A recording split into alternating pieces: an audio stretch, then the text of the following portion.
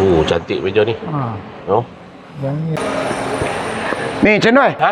Apa ni? Ada customer nak cari meja. 6 kaki.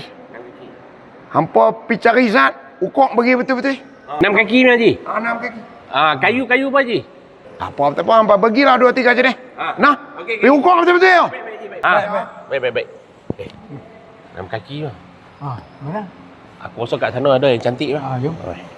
Aku rasa kan, kayu kita bagi dekat kawan tu, kayu rentri. Ini paling cantik ni, dia punya diorama apa semua cantik. Betul. Ni, Ukur tengok. yang ni 6 kaki ni. Ya. Ni 6 kaki.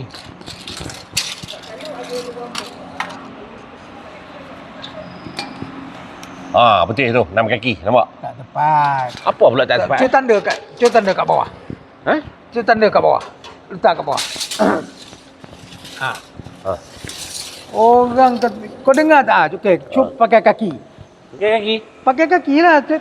Haji kata dah 6 kaki. 1, 2, 3, 4, 5, 6.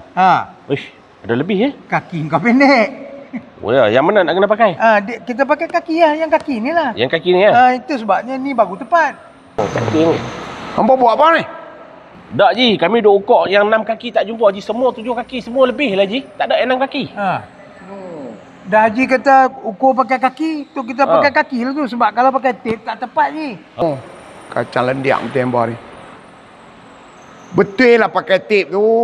Dia panggil tu kaki tu di situ, bukan pakai kaki hampa. Awak yang apa benak sampai tarak ni. Ilah, hampa ni tak boleh harap betul. Aku pun tak tahu nak kata apa hampa. Eloklah hampa pergi balik ya. Aku dah penin dah dengan hampa ni.